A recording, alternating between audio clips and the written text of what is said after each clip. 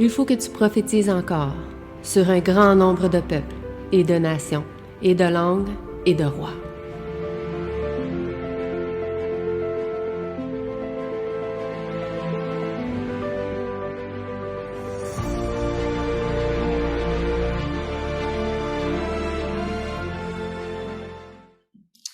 Donc, bonjour à tous et à chacun. Donc, bon sabbat à vous. Donc, on arrive vers la fin du mois d'octobre. Et quand on sait que le mois d'octobre arrive à la fin, on sait que la fête de l'Halloween arrive aussi bientôt.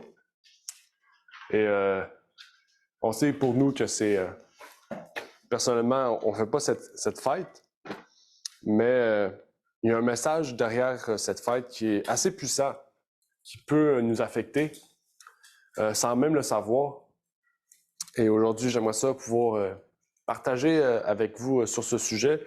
L'année passée, on avait parlé de la non-immortalité de l'âme. On avait parlé comment les gens, quand ils meurent, sont dans un sommeil profond, d'après la Bible, et que Satan utilise le spiritisme pour atteindre les gens et pouvoir leur faire des choses ou n'importe quoi pour justement nuire au monde entier.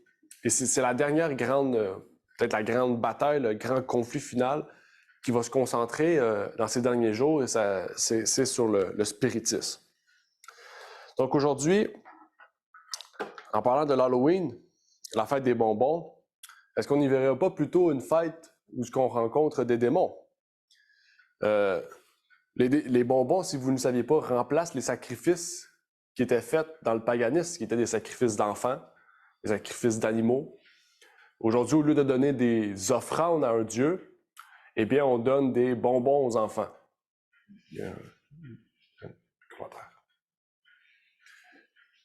Eh bien, le mois d'octobre est le mois le plus sombre de l'année, malgré qu'aujourd'hui, ici au Québec, il fasse une très belle température, un très beau soleil. C'est un des mois les plus sombres. L'Halloween aux États-Unis rapporte 7 milliards de dollars seulement pour cette fête par année. Pourtant, aujourd'hui, c'est pas nécessairement l'argent que je vais vous parler, c'est pas le fait que la fête rapporte beaucoup d'argent, puisqu'il y a plusieurs autres fêtes qui rapportent beaucoup d'argent, même que Noël, par exemple, rapporte presque le triple, le quadruple d'argent juste aux États-Unis. Mais plutôt, l'image que renvoie cette fête est un message important pour les chrétiens, surtout pour la jeunesse, parce que c'est pas les parents qui... ou plutôt, c'est pas les adultes qui passent des bonbons, hein, c'est les enfants. C'est les enfants qui sont centralisés dans cette fête-là. La plupart des fêtes touchent les enfants, et en particulier celle-ci.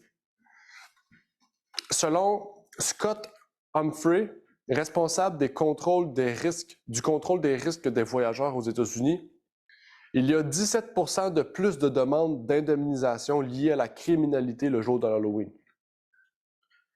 Un professeur de l'université de Northwestern estime que les crimes violents augmentent de 50% le jour de l'Halloween, soit 2 fois plus que la moyenne quotidienne. Sans y compter les enlèvements d'enfants et tout ce qui, les sacrifices et tout ce qui est rajouté dans cette panoplie de choses qui se fait le jour de l'Halloween. Mais ce qu'il faut comprendre ici surtout, c'est que depuis 4500 ans, depuis la fondation de l'Égypte, un des premiers grands royaumes de ce monde, royaume global, les morts sont célébrés dans toutes les religions, soit le 31, soit le 1er, soit le 2 novembre. En particulier dans l'Église catholique, où la fête des morts a lieu le 2 novembre à travers le monde entier. Mais la Chine, le Népal, la Corée, plus d'autres endroits du monde ont une fête liée aux morts, soit pour non seulement célébrer les morts, mais apaiser leurs âmes qui sont en souffrance pour ne pas qu'ils reviennent hanter les familles. Et toutes ces choses-là, c'est quelque chose qui englobe la société moderne. Même, je ne sais pas si ça existe encore, mais dans les journaux auparavant, il y avait des numéros de médiums. Il y avait des sections où on pouvait, il y avait l'astrologie, vous pouvez rejoindre la médium, un tel et tout. Je ne sais pas si ça existe encore dans les journaux, mais je sais que dans les journaux avant, je veux dire, il n'y avait pas un message pour Dieu, il y avait un message pour les médiums. Et même la grande prêtresse de l'Église de Satan, qui s'appelle Blanche Barton.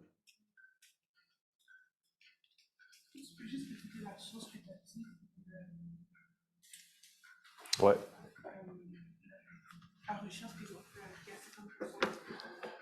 Ici, ça dit un professeur de l'Université de Northwestern estime que les crimes violents augmentent de 50% le jour de l'Halloween, soit 2 fois plus que quotidiennement.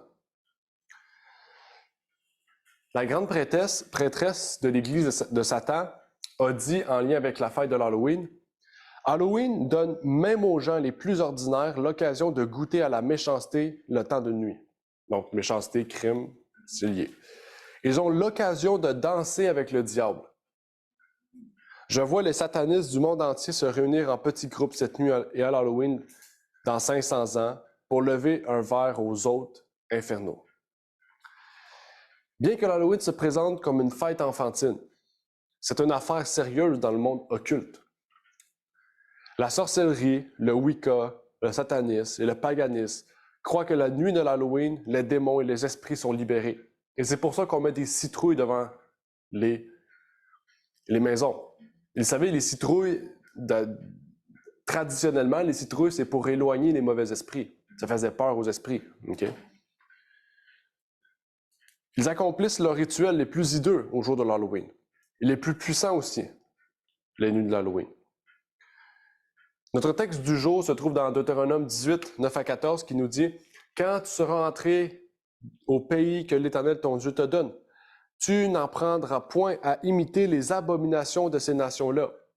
Il ne se trouvera personne parmi toi qui fasse passer par le feu son fils ou sa fille, ni devin, ni pronostiqueur, ni enchanteur, ni magicien, ni personne qui use de maléfice, ni personne qui consulte un sorcier, ni aucun diseur de bonne aventure, ni personne qui interroge les morts. Car quiconque fait ces choses est en abomination à l'Éternel.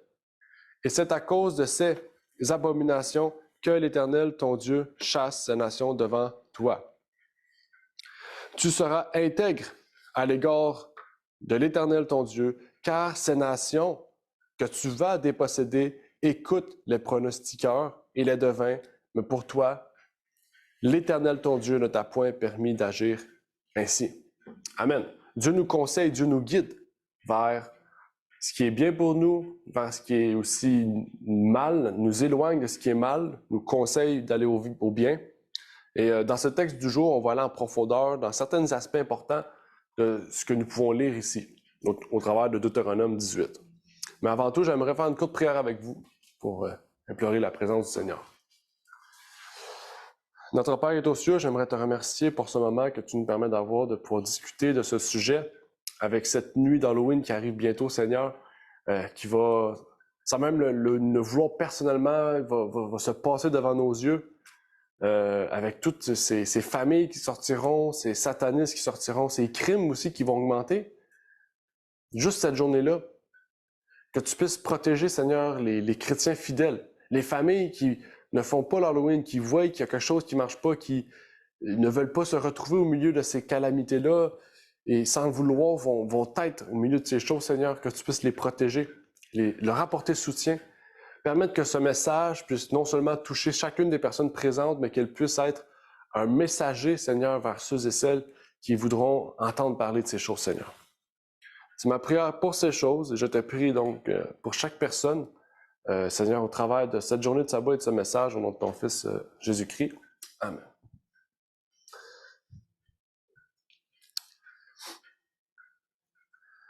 Est-ce que vous savez ce que le mot Halloween signifie? Le mot Halloween est, dans son étymologie même, une tournure pervertie et blasphématoire de Dieu. Le mot Hallow, en anglais, Hallow, se retrouve dans la Bible plusieurs fois. Parce que le mot Hallow signifie sanctifier. Et le mot sanctifier signifie ce qui est saint, ce qui est consacré. Par exemple, dans le texte populaire du Notre Père, dans Matthieu 6, verset 9, on nous dit « Notre Père qui est aux cieux, que ton nom soit sanctifié, que ton nom soit hallô. » OK? Le terme sanctifié, le terme saint fait référence qu'à Dieu seul. Donc, au travers de la fête d'Halloween, vous sanctifiez quelque chose. Vous rendez saint quelque chose. Mais qui, mais quoi? OK? Halloween était une nuit où l'on sacrifiait de jeunes enfants au culte de Baal. Et comme on sait que le culte de Baal est contre la volonté de Dieu, on sait tout de suite que le jour de l'Halloween est le jour saint, sanctifié de Satan et non pas de Dieu. C'est un blasphème direct. Ce n'est pas un hasard, en fait, si le nom de la nuit la plus infernale de l'histoire, glorifiant la mort et l'enfer, porte le nom sacré de Dieu le Père, sanctifié, saint, consacré. En fait, il y a un seul être dans la Bible qui voulait être semblable à Dieu, c'est dans Ésaïe 14, 12, qui nous dit « Je serai comme le Très-Haut ». Satan, Lucifer, le démon, le maître du mensonge, le serpent ancien, le dragon, a toujours désiré être semblable à Dieu. Et en cette journée-là, il peut en faire une journée sainte, une journée sanctifiée pour sa gloire. L'Halloween est la porte ouverte au spiritisme et à l'évocation des morts. Et comme on a vu tout à l'heure, c'est contraire à la Bible. Nous avons lu dans Deutéronome la liste des personnes qui exécutaient une œuvre interdite, contraire à Dieu. On parle de sorcières, de sorciers, de toutes sortes de choses. Et pourtant, il y a un exemple dans la Bible où un roi, qui se disait suivre le vrai Dieu, a osé défier le Dieu unique. Dans 1 Samuel 28, 3 à 11, nous retrouvons cette histoire que nous allons lire et qui nous dit « Or, Samuel était mort et tout Israël l'avait pleuré et on l'avait enseveli à Rama dans sa ville. Et Saül avait ôté du pays les magiciens et les devins. » Donc, Saül avait exterminé les magiciens et les devins, d'après la parole de Deutéronome. Les Philistins assemblés vinrent donc et campèrent à Sunem. Saül aussi assembla tout Israël et ils campèrent à Gilboa. Or, Saül, voyant le... C'est toi. Or, Saül, voyant le camp des Philistins, eut peur et son cœur fut fort effrayé. Qu'est-ce qui est arrivé à Saül? Saül eut peur et son cœur fut fort effrayé. On va revenir. Tout ce qui est souligné, on va revenir. Et Saül consulta l'Éternel, mais l'Éternel ne lui répondit point. Ni par des songes, ni par l'Urim, ni par les prophètes. Et Saül dit à ses serviteurs, cherchez-moi une femme qui connaissait la magie, et j'irai vers elle et je la consulterai. Ses serviteurs lui dirent, voilà, il y a à Endor une femme qui connaît la magie. Et alors, Saül se déguisa et prit d'autres habits et s'en alla. Lui et 2 hommes avec lui, ils arrivèrent de nuit chez elle. Et Saül lui dit, prédis-moi, je te prie, par la magie, et fais-moi montrer celui que je te dirai. Fais-moi monter. OK? Mais la femme lui répondit, voici, tu sais ce que Saül a fait, et comment il a ôté du pays les magiciens et les devins. Pourquoi donc dresses-tu un piège à ma vie pour me faire mourir? Alors, Saül lui jura par l'Éternel et lui dit, l'Éternel est vivant, il ne t'arrivera aucun mal pour cela. Alors la femme dit, qui veux-tu que je te fasse monter? Il répondit, fais-moi monter Samuel. Ici, l'histoire de Saül, c'est une histoire que tous les chrétiens connaissent. Les chrétiens sont mitigés à ce point. La plupart disent que la preuve qu'on peut parler aux morts, c'est la preuve que Samuel est venu. Okay? La preuve que Samuel est venu, c'est la preuve que on peut parler aux morts. Samuel a guidé Saül. Okay? Mais connaissant ce que Dieu a dit dans Deutéronome, juste lisant bien complètement la structure de l'histoire, on voit que Dieu, en fait, n'a pas répondu à Saül. Saül s'est tourné vers les forces du mal, en fait, pour trouver réponse à ses questions. Mais est-ce qu'il a trouvé réponse à ses questions? Si on aurait continué, Samuel lui a dit, Dieu t'aime pas, Dieu est rendu ton ennemi. En fait, il l'a poussé pratiquement au suicide qu'il allait commettre quelque temps par la suite. Et la femme d'Endor, en fait, risquait sa vie. C'est pour ça que Saül s'est caché. C'était illégal, en fait, la magie, dans le pays d'Israël. Saül avait peur, mais c'était pas juste peur, il tremblait de crainte, en fait. Il avait tellement peur face aux Philistins, tandis qu'il était le roi d'Israël, avec le Dieu, en fait, qui servait. Mais pourtant, sa peur, sa crainte, et le fait que Dieu avait déjà enlevé sa royauté, il l'avait mis sur David, Dieu n'était plus avec lui. Il fallait que Saül se repente avant que Dieu puisse parler par lui. Mais Saül était orgueilleux. Regardez, en fait, il voulait tellement pas patienter, il voulait tellement pas voir le problème qu'il avait, qu'il a cherché à trouver réponse, même à aller dans les forces sataniques. Dans 1 Chronique 10-14, voici pourquoi il est mort, voici pourquoi Dieu n'a pas intervenu. Il dit, 1 Chronique 10-14 et 13-14, « Ainsi mourut Saül à cause de la faute qu'il avait commise contre l'Éternel. » Quelle faute? Quelle faute? Au sujet de la parole de l'Éternel, qu'il n'avait point observée, et aussi parce qu'il interrogea et consulta ceux qui évoquent les morts. Deux choses. Il n'avait point écouté ce que Dieu lui avait dit par l'entremise de Samuel. Mais par la suite, il a quoi? Consulté les morts. Il a interrogé et consulté ceux qui évoquent les morts. Il ne consulta point l'Éternel, et l'Éternel le fit mourir et transféra la royauté à David, fils d'Isaïe. Le suicide que commit Saül était dû au fait qu'il avait abandonné Dieu. Mais c'est surtout parce que le démon, qui avait pris l'apparence de Samuel, lui avait dit, « Tu n'es plus digne d'être roi, Dieu t'a abandonné, t'es rendu ennemi de Dieu. » En fait, il lui avait dit tellement des choses atroces, il l'avait tellement rabaissé, en fait, que cela l'a poussé non seulement à la défaite face aux Philistins, parce que Dieu l'avait prédit, mais il l'a poussé à se suicider au lieu de se faire tuer, en voyant son fils qui était mort sur la bataille. Consulter les esprits des morts, en fait, tout ce qui est relié à la mort, en fait, et aux esprits, doit être pris au sérieux. Regardez comment Saül est mort d'une façon pitoyable, et pourtant qu'il avait commencé son règne d'une façon glorieuse. Il était même rempli du Saint-Esprit au début de sa carrière. John Ramirez, je ne sais pas si vous connaissez, c'est un ancien satanique qui était devenu pasteur après 25 ans de carrière dans le satanisme, qui est maintenant pasteur. Bien sûr, il n'est pas dans la vérité, il fait des miracles, il fait autant la puissance de Satan maintenant. Mais il a dit quelque chose d'intéressant au sujet de l'Halloween que je voulais partager avec vous. Il a dit, c'est comme avoir une aventure d'un soir avec le diable. Pourquoi voudriez-vous tromper Jésus? On ne voit pas de satanistes venir à l'église un soir par an pour tromper le diable. C'est impossible.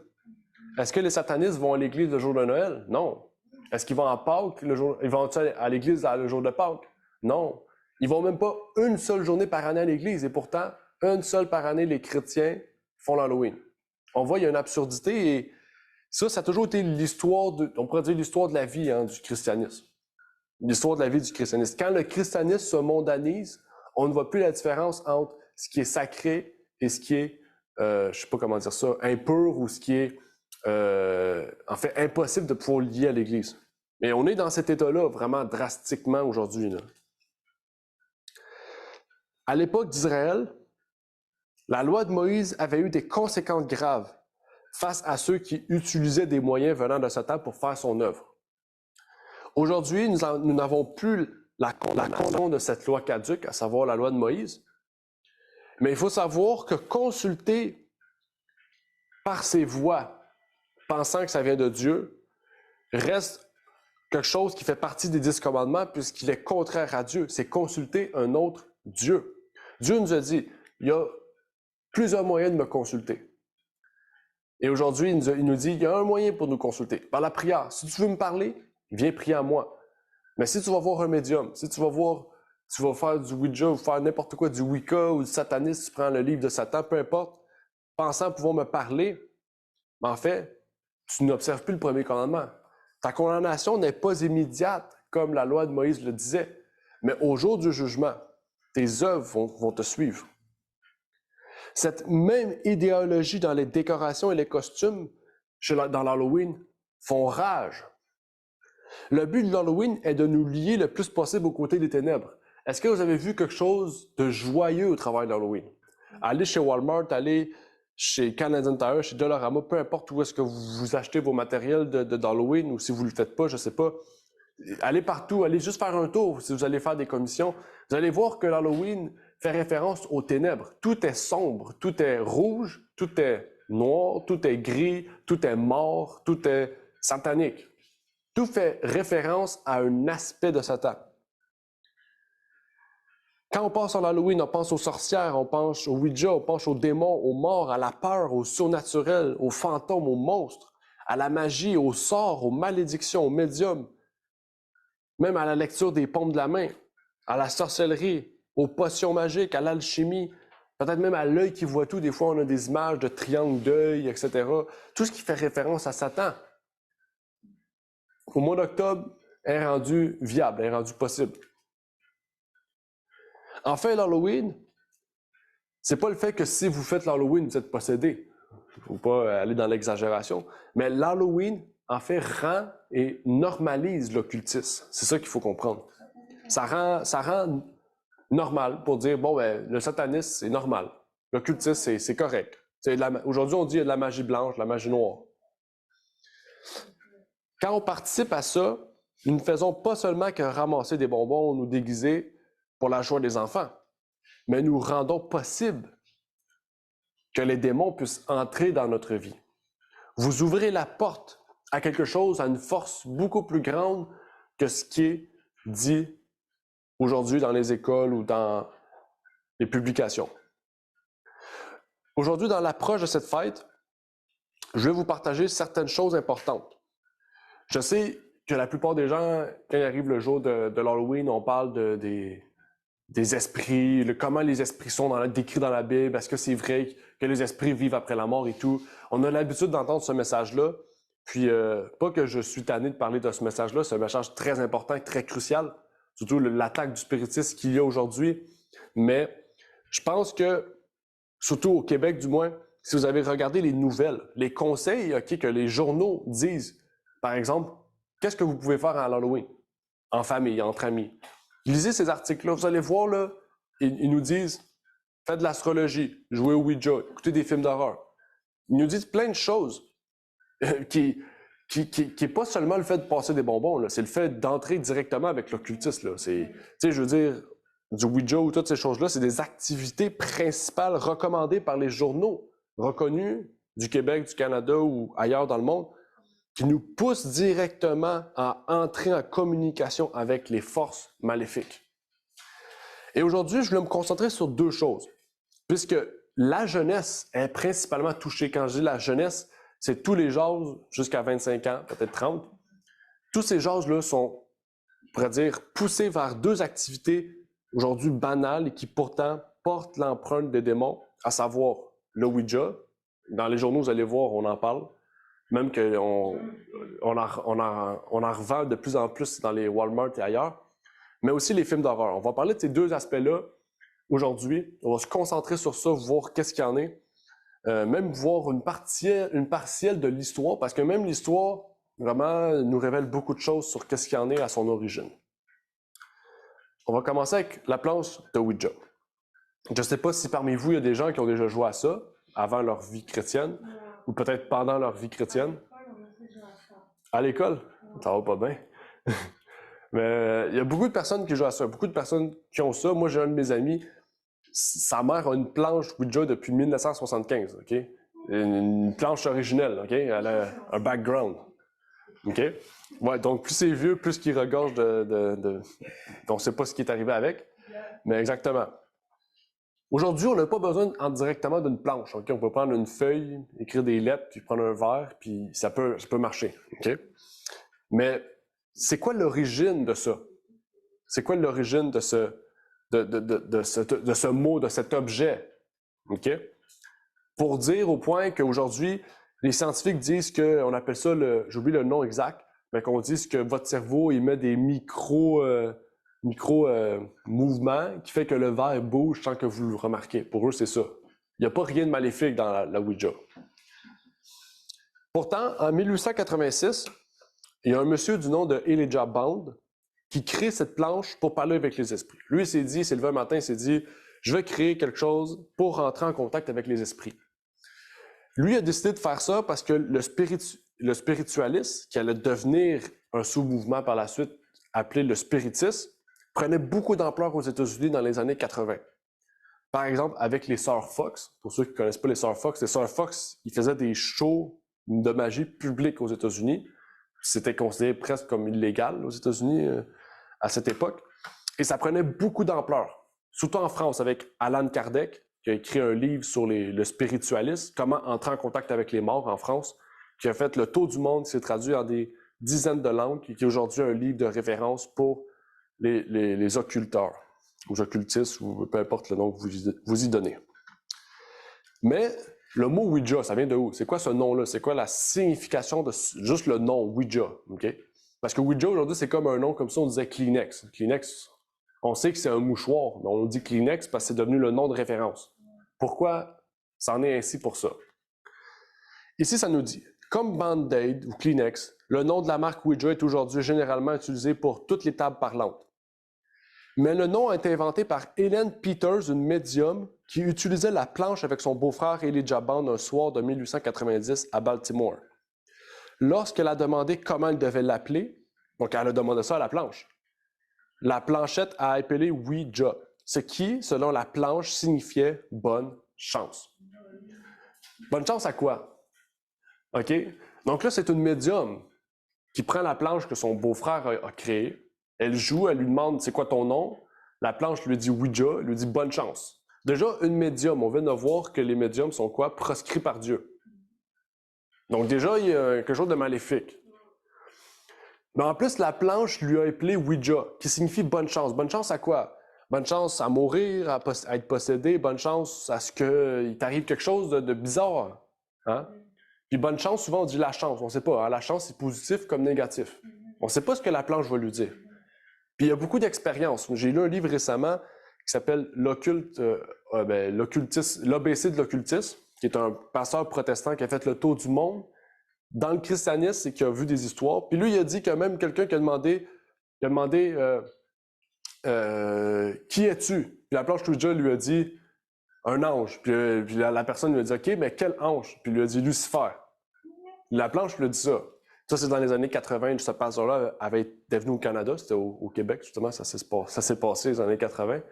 Puis il avait expérimenté ce témoignage-là, auquel cette personne-là lui avait montré, lui avait dit, la planche m'avait dit, il avait dit que c'était Lucifer. Lui, il a arrêté ça tout de suite, il a brûlé la planche.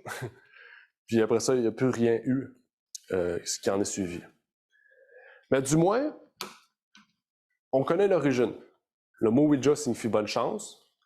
La personne qui a fondé ça était avec sa belle-sœur, qui est une médium, donc quelqu'un qui est en contact avec les forces du mal. Et puis, par la suite, quelques temps après, au début 1900, on ne sait pas pourquoi, la famille s'est divisée. Il y a eu un grand problème dans la famille qui a causé la vente de l'entreprise à William Fuld. William Fuld, en 1927, avait fait 1 million de dollars avec la vente de cette planche. En 1927, 1 million, c'est beaucoup d'argent. OK? Puis William Fuld, il faut le savoir, c'était un presbytérien. Donc, c'est un chrétien qui vend la magie. OK? Donc, c'est un chrétien dans les années 1900 qui vend une planche pour entrer en contact avec les esprits. C'est pour vous dire à quel point le spiritisme était dans le christianisme, en fait. OK? Puis Dieu, on a vu récemment que Dieu a dit, faites attention plutôt à l'intérieur qu'à l'extérieur. Il va y avoir un plus grand danger dans l'intérieur que dans l'extérieur. Même, je vais vous montrer une image ici, une image originale dans Sears, dans les années 1900, où que la vente était vendue là, dans un magazine. OK? Donc, c'est pour vous dire, là, c'était 98 cents un Ouija board. OK? Puis, on pouvait en avoir une. Là. C'était publié comme un autre jeu normal. Là. C'était un jeu de société, dans le fond, le Ouija. Vendu par un chrétien dans un livre Sears. OK? Mais tout d'un coup, William Fuld était sur son toit en train de faire une réparation. Tout d'un coup, il est tombé de son toit, En tombant, il est tombé sur sa côte, et sa côte a percé son cœur, ce qui l'a fait tuer. Puis les médecins, quand ils l'ont vu, ils l'ont dit, comment est-ce possible? Aujourd'hui encore, les médecins ne savent pas sa mort, comment était sa mort. Et il faut se rappeler d'une phrase que j'ai pas marquée, une phrase que Hélène, la médium, lui avait dit avant de vendre l'entreprise. Elle lui a dit, fais attention avec la planche parce que tu sais jamais ce qui va t'arriver. C'est ce que la médium lui avait dit avant de vendre l'entreprise. Elle savait qu'il y avait quelque chose parce que sa famille était détruite suite à l'entreprise. Puis le monsieur a dit, ah oui, c'est bon. Puis il n'a pas pris ça au sérieux, mais quelques années plus tard, il est mort mystérieusement par lui-même. En fait, sa côte lui a percé le cœur et les médecins n'ont même pas pu rien faire, en fait. Pour ajouter un peu plus de couches à ça, Aleister Crowley, qui est l'un des plus grands sataniques de l'histoire de tous les temps, sur lequel sa théologie est basée, sur lequel Hollywood a basé sa théologie sur Aleister Crowley, a dit que chaque jour, il prenait plaisir d'entrer en contact avec les anges, avec les morts, et qu'il l'utilisait couramment. Pour lui, c'était un jeu de société. Et lui, il avait le plaisir, le plus grand satanique du monde, avait le plaisir de jouer au Ouija. Lui, c'était comme jouer au Monopoly. Il avait une joie. C'était comme jouer à Battleship. Exactement. Lui, il avait une joie d'entrer en contact avec les anges, avec les morts. Puis il faisait ça avec son bras droit, qui était le collègue qui allait le suivre dans l'église de Satan. Et il avait une joie. Il avait une joie de faire ça. C'est pour vous dire à quel point les sataniques utilisent cette chose-là avec un sérieux.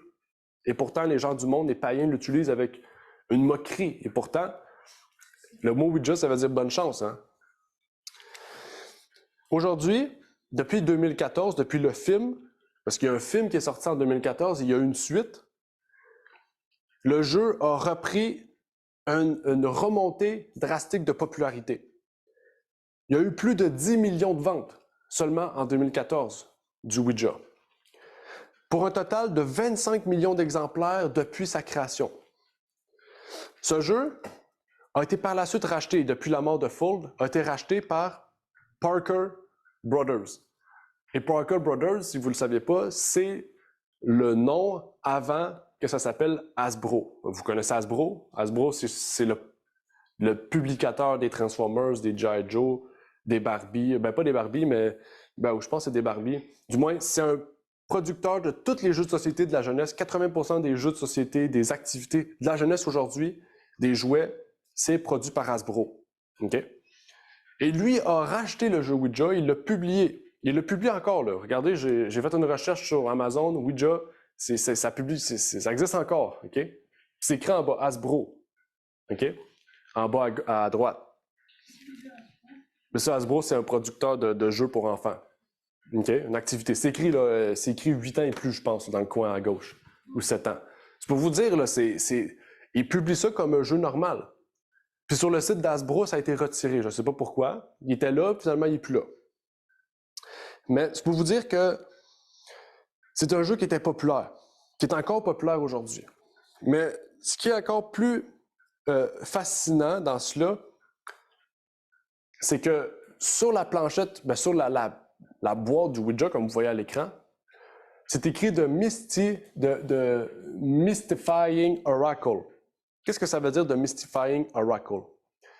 Une traduction française, même l'origine du mot. Déjà, un oracle, c'est un prophète. Dans la Bible, c'est un prophète. Un oracle, c'est quelqu'un qui révèle les choses à venir.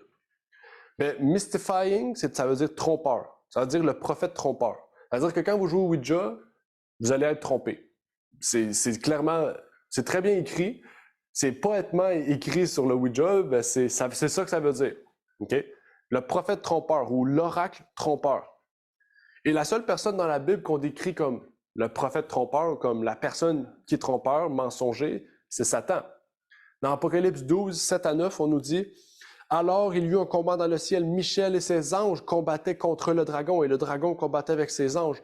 Et ils ne furent pas les plus forts, et leur place ne se retrouva plus dans le ciel. Et le grand dragon, le serpent ancien, appelé le diable et Satan, celui qui séduit tout le monde. » Hein, la séduction, c'est quoi? Amener à être trompé. C'est ça que ça veut dire, séduction. Amener à tomber. fut précipité sur la terre et ses anges furent précipités avec lui. Satan, c'est le maître de la séduction. C'est le plus grand séducteur. Donc, quand on voit des humains qui séduisent, ce sont des ouvriers de Satan, des suppôts de Satan. Celui qui égare les gens en leur faisant voir des soi-disant amis, des proches, de la famille.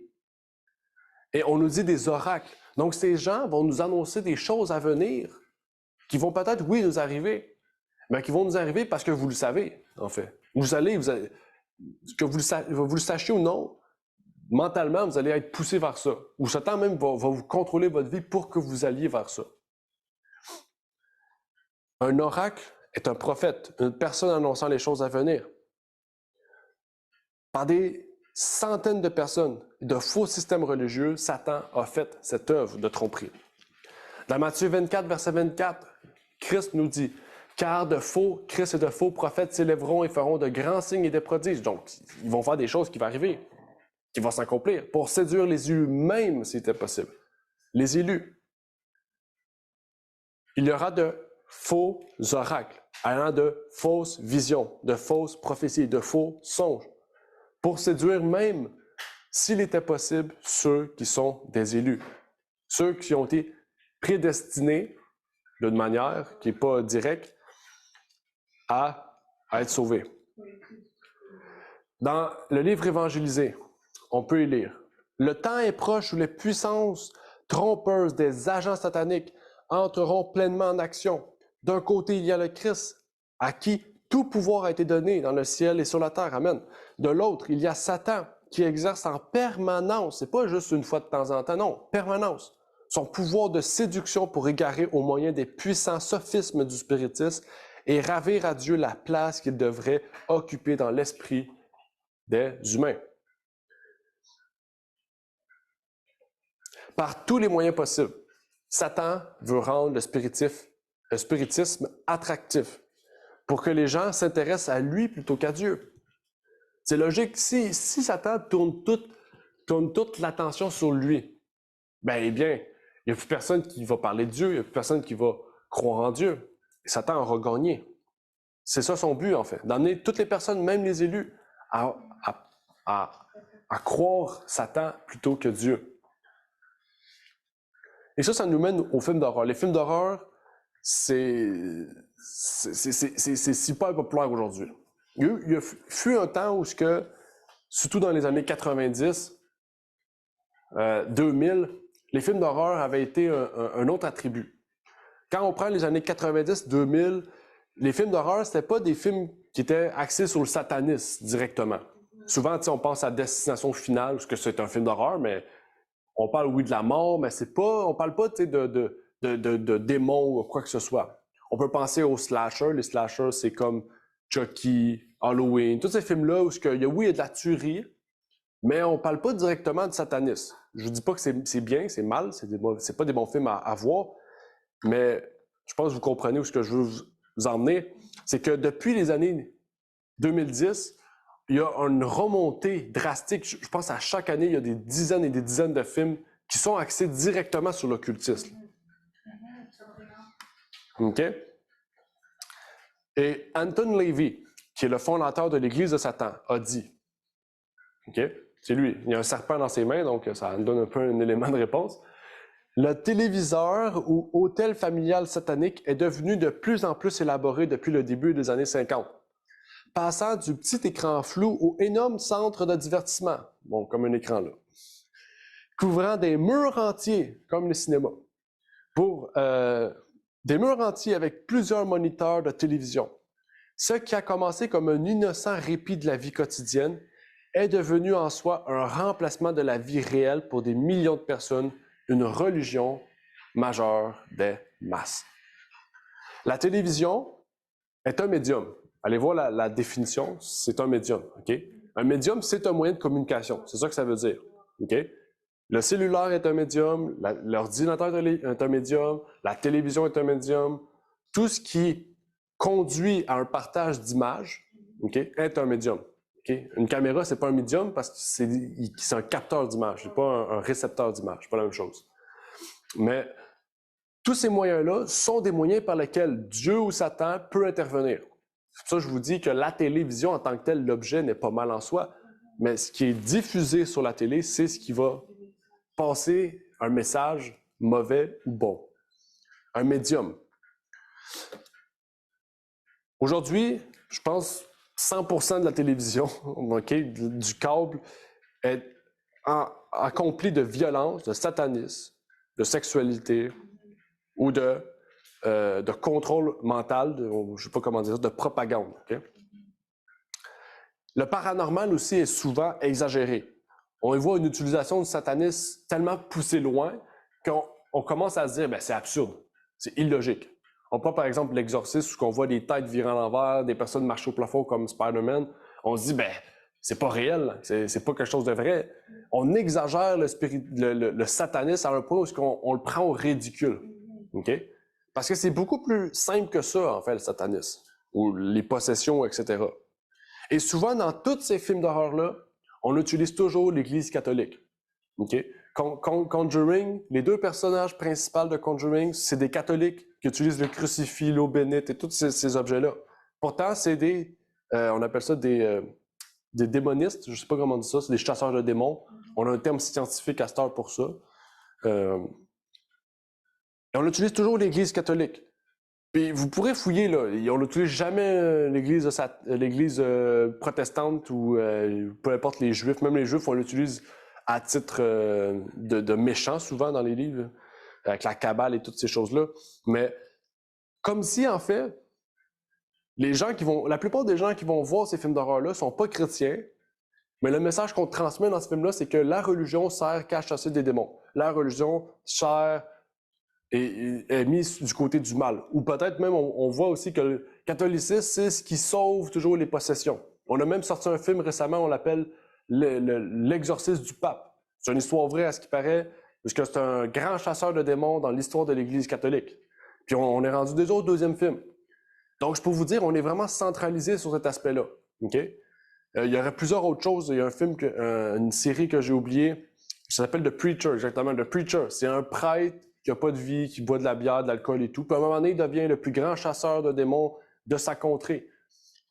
On ne prend jamais un pasteur, par exemple. On ne prend jamais une idée de ce genre-là. On prend toujours l'Église catholique, une idée fictive ou réelle, ou du moins, on ne sait pas, de démons ou de l'Église. Et la Bible nous dit clairement dans 1 Thessaloniciens 5, verset 22, « Abstenez-vous de toute apparence de mal. » Ça ne nous dit pas de nous abstenir du mal. On le sait déjà. Okay? On voit quelqu'un tuer quelqu'un, on sait que c'est mal. Mais qu'est-ce qui a d'apparence à être mal, même si en tant que tel, c'est pas nécessairement mal, il faut s'en abstenir. Parce que si on y va, puis la personne nous voit, puis elle, pour elle, c'est mal, ben on va être pris pour un mal. Okay? Donc, ça, c'est un message important que Paul nous transporte ici. Okay? Nous transmet. Par exemple, on pourrait prendre un exemple clair. Par exemple, Paul, il voyageait avec Timothée. Si vous connaissez l'histoire de Timothée, c'était un jeune homme. Je pense qu'il avait 18 ans, même pas. La Bible ne nous dit pas clairement son âge, mais nous dit qu'il était très jeune. Du moins, il était en bas de 25 ans, parce qu'on dit un jeune homme. Et ce jeune homme-là était né d'un père grec et d'une mère juive. Il avait reçu le message juif par sa mère, puisque sa mère l'avait élevé. La mère était à la maison, le père travaillait. Et il avait reçu le judaïsme dans sa vie. Donc, il connaissait l'Ancien Testament. Et sa mère s'était convertie au message. Et donc, Paul, envoyé à Timothée, voyait un possible évangéliste. Mais le seul problème de Timothée, c'est qu'il n'était pas circoncié. Et que Paul voyageait beaucoup dans les synagogues. Là, vous pourrez dire, oui, mais la circoncision, c'est caché. C'est pas à la vue de tous. Pourtant, Paul a décidé de faire circoncier Timothée. Pourquoi? Parce que cela avait une apparence mal aux yeux des Juifs. Il ne l'a pas fait par obligation, il l'a fait parce que ça pouvait avoir une apparence méchante, malheur, négative sur les Juifs. Et donc, en le faisant, ça a permis que son œuvre puisse être acceptée des Juifs. Je peux vous montrer un exemple, comment Dieu nous montre en fait que l'apparence de mal peut être quelque chose de mauvais. Je voulais vous montrer 4 images de films récents. C'est des films de cette année. Je n'ai pas pris n'importe quoi. J'ai pris cette année ou peut-être l'année passée. Les films qui sont ressortis récemment. Vous connaissez, je pense, tous ces films-là ou la série de ces films-là. Conjuring 3, vous voyez Et qu'est-ce qui revient toujours? C'est le message de Satan. Qu'est-ce qui revient toujours? Le malheur, le rouge, les couleurs, la sobriété, les ténèbres qui reviennent toujours. Regarde, dans Conjuring 3, ça dit « Le démon m'a fait faire ça. Le démon m'a poussé à faire ça avec une croix dessus. » Mais rouge. On voit ici, activité paranormale, la marque du seul, en fait, la seule marque, l'unique marque. Puis sur son fond, il y a un triangle avec un cercle, un œil qui voit tout, relié à quoi? Au satanisme, avec une tête de mort qui prie. Vous voyez encore la religion. Et on voit après ça, Evil Dead Rise. Ça dit, maman vous aime tellement, maman vous aime jusqu'à la mort. Okay? Parce qu'Evil Dead Rise, c'est les morts qui reviennent à la vie, puis la mère prend possession, puis elle veut tuer sa famille. Mais dans ce film-là, j'ai fait quelques recherches, OK, j'ai pas écouté le film, inquiétez-vous pas, j'écouterai pas ça. Mais j'ai fait quelques recherches, puis il y a un livre dans ce film-là, qui est un livre satanique de l'Égypte, à ce qui paraît que l'Église catholique a trouvé et qu'elle a gardé toute sa vie, qui permet de chasser les démons ou de ne pas être possédé. Encore une fois, c'est centralisé sur l'Église. Puis de Hunting Venice, je l'ai mis parce que, regardez la position des têtes, ça fait le pentagramme inversé. OK? Puis il y a des lumières. Donc, les chandelles, c'est pour dire qu'il y a un rituel qui est fait. Okay? Donc, quand vous écoutez ce film-là, vous entrez dans un rituel satanique. OK? Puis en plus, c'est où ça se passe à Venise? C'est où Venise? En Italie. L'Italie, c'est quoi? C'est catholique. Bon, ça, c'est peut-être un peu loin, mais c'est pour vous montrer que, d'une manière ou d'une autre, on dit Venise, on dit satanique, on dit religion, on dit tout de suite, tout est relié à cet aspect-là. Je pourrais aller plus loin, j'ai pas écouté chacun des films, mais je sais qu'il y a beaucoup plus de messages qui est derrière chacun de ces films-là. Et je vous partage ces choses-là, j'aurais pu partager plusieurs autres films aussi avec vous, mais ces films-là, c'est des films sortis cette année. La plupart, peut-être pas Paranormal puis Conjuring, peut-être l'année passée ou il y a quelques années, mais c'est pour vous montrer que tout est centralisé sur la religion et le satanisme. Tout est centré ensemble, tout est ensemble. Et pourtant, la religion, c'est tellement positif, plus que négatif. Si on prend l'exemple de toute la Bible, Jésus chassait les démons. Hein? Jésus faisait pas juste chasser des démons. Hein? Jésus guérissait des malades. Jésus bénissait les enfants, bénissait les mères qui étaient seules. Jésus aidait ceux qui n'avaient pas de famille, ceux qui étaient veuves et orphelins. Jésus avait une œuvre religieuse plus importante seulement que le satanisme, de possession démoniaque. Mais pourtant, toute cette œuvre qui était faite était pour but de quoi? D'amener ces âmes au Christ et de les retirer de Satan. Sûrement, vous avez entendu aussi parler de films, d'histoires de tournage qui s'est mal passé. On peut penser à Poltergeist où pratiquement une dizaine d'individus sont décédés ou ont été blessés dans ces films au cours des années 80, qui est devenu un film culte au sein de l'horreur. Vous avez sûrement entendu parler de l'Exorciste aussi dans les années, je pense que c'est 1978 qui est sorti le premier, qui a un autre récemment, le dernier justement qui est sorti se passe dans une église catholique. Mais celui de 1978, il y a eu plusieurs personnes qui sont décédées, il y a eu plusieurs événements bizarres. Dans Poltergeist, il y a même un clown qui aurait étouffé la jeune fille pendant qu'elle tournait. Elle allait mourir. Il y a plusieurs personnes qui ont été témoins de ces choses-là. Ce que je vous dis là, c'est des choses qui ont eu des témoins, des témoignages. C'est pas, je vous dis pas n'importe quoi. C'est pour vous montrer que quand on cherche le feu, quand on cherche Satan, on va le trouver, mais jamais positivement. Dans l'Exorcisme, comment la fille devient possédée? C'est parce qu'elle joue Ouija. Le film Ouija, en 2014, a ramené à la mode la planchette de jeu. Qui jouait dans ce film-là? Des jeunes. C'est pas des personnes de 40 ans qui jouent au Ouija dans le film Ouija. C'est des jeunes de 12-13 ans. Dans l'Exorcisme, c'est qui est possédé? Une jeune fille. C'est pas un adulte. Dans le dernier Exorcisme, c'est 2 jeunes filles. C'est pour vous montrer que l'occultisme cherche à atteindre aujourd'hui beaucoup les enfants.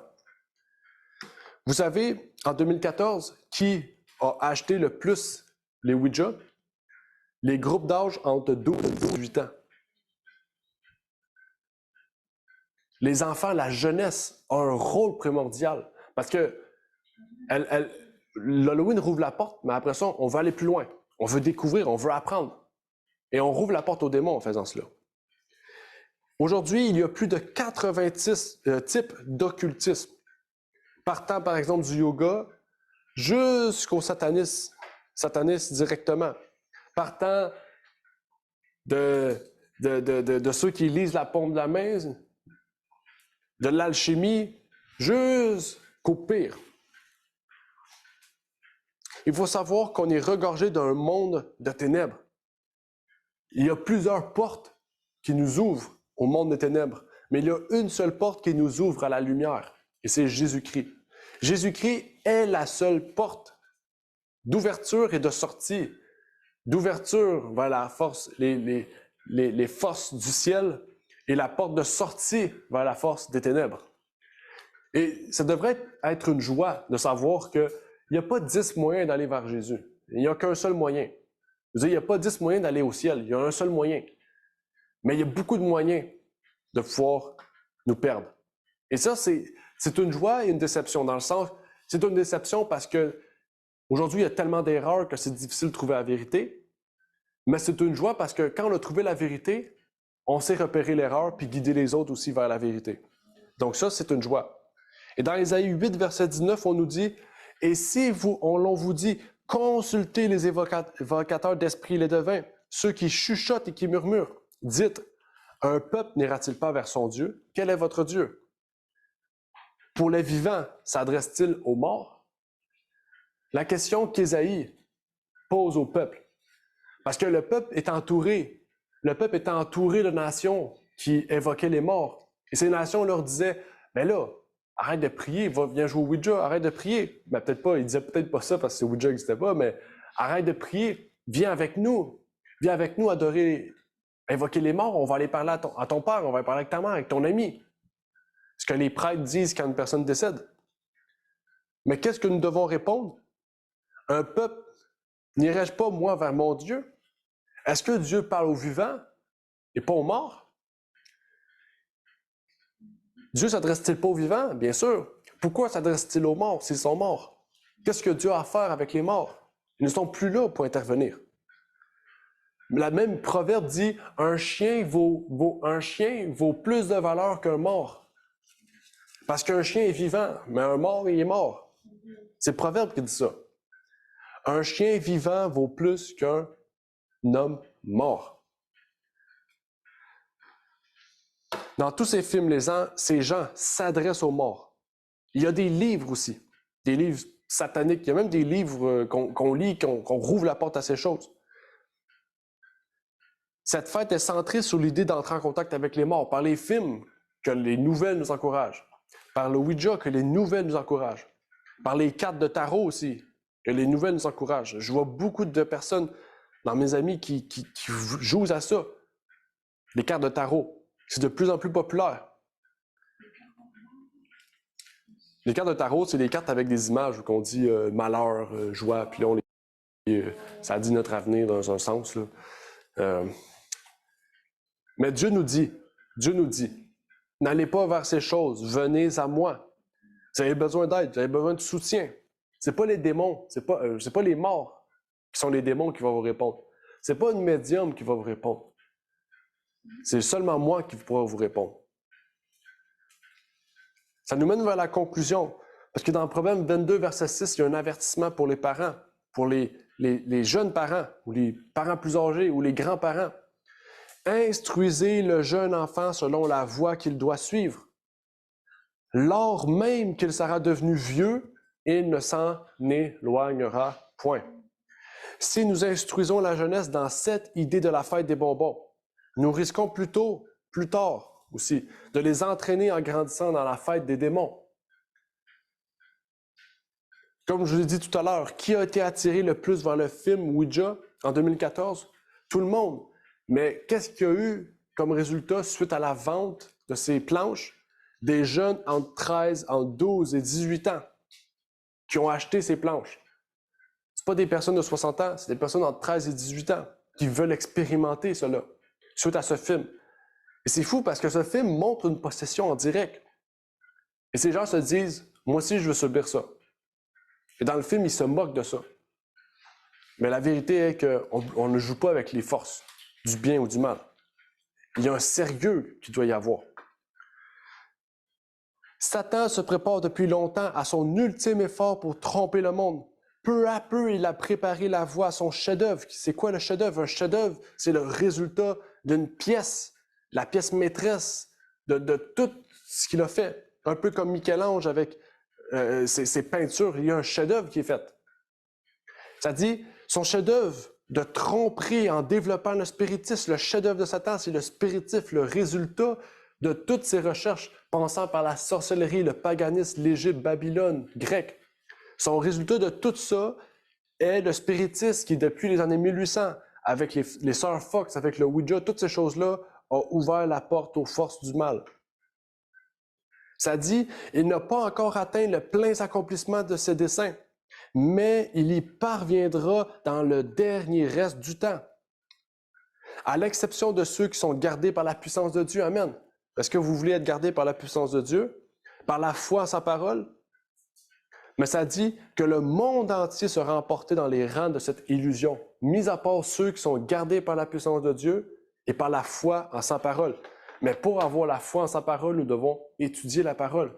Et c'est de là que je dis que même si vous savez que Satan va prendre l'apparence du bien, vous pouvez tomber dans le piège. Parce que l'étude de sa parole, c'est chaque jour. L'étude de sa parole, c'est chaque jour.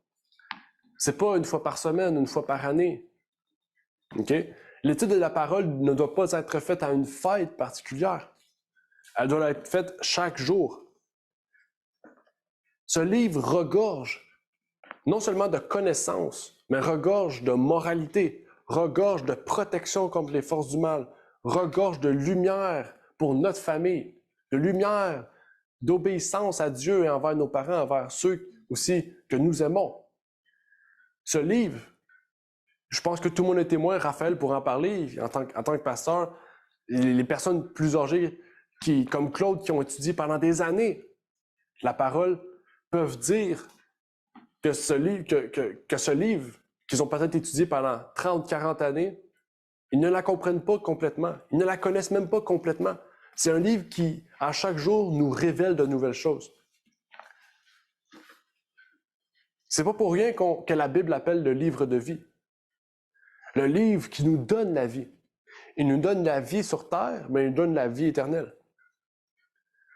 Et nous sommes dans ce dernier temps.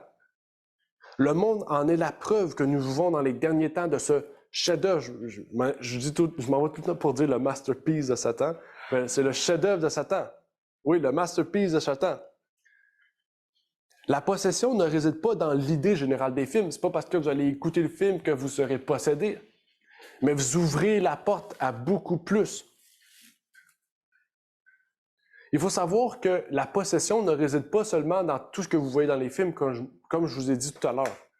Et la Bible est un exemple concret de ces choses, puisqu'elle nous dit dans Jean 13, verset 27, « Et après que Judas eut pris le morceau, okay, voilà, au dernier repas, avec le vin et tout, jus de raisin, mais le vin et le pain de vie, ça dit, Satan entra en lui. Satan a entré à qui?